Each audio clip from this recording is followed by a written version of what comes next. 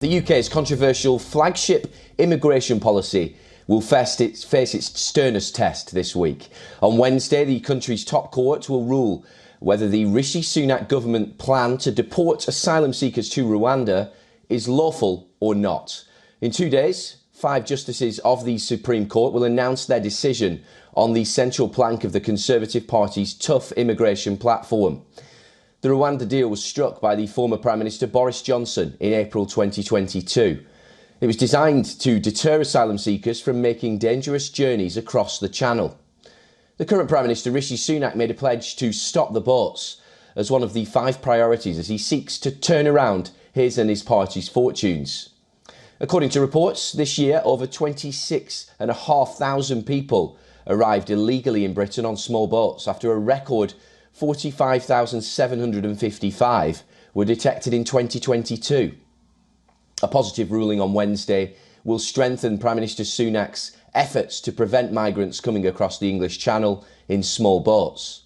Alternatively, a negative one will reignite all arguments about the UK's adherence to the European Convention on Human Rights. Although the government itself has sounded pessimistic about winning, some members put their chances for a positive outcome at 60-40. Others suggest 70-30 or even 50-50.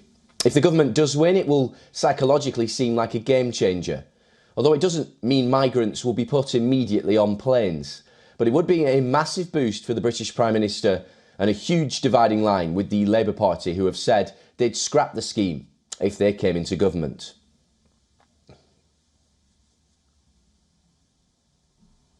Well, we're now being joined by the international affairs expert Greg Svensson, joining us live from London. Many thanks for your time, Greg, and quite a seismic week for Rishi Sunak's government. Give us your assessment on, firstly, just how significant this week is, but also how you potentially see it going.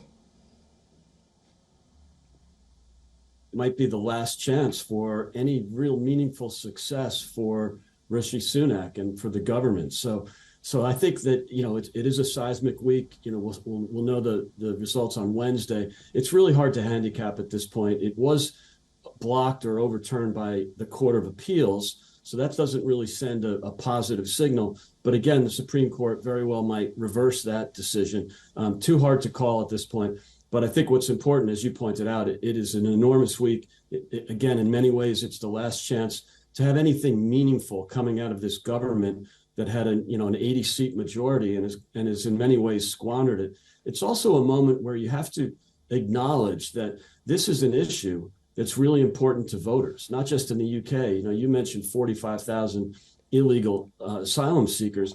That number is 2 million in the United States, 2 million a year. So we're approaching 10 million by the end of the Biden administration. And you're seeing it in Germany as well with the AfD, Alternative for Germany party, the right-wing party in Germany, calling for a Rwanda-style plan for the Germans. So I think this is in many ways just responses to voter concerns that have been ignored by Western governments.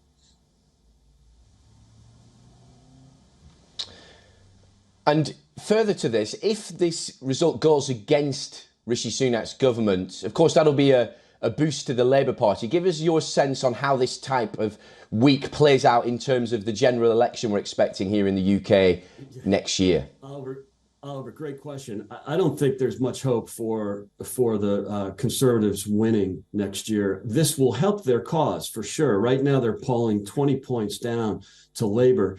If they win this case, that will be a boost. That will be finally a win for the Conservative Party, something meaningful. On the other hand, it might not be enough to save them. And also, if they lose the case, it really is the nail in the coffin. I can't see any way to come back from this for the Conservative Party. Greg Svensson joining us live, international affairs expert from Thanks, London. Oliver. Many thanks for your time this morning. Good to be here.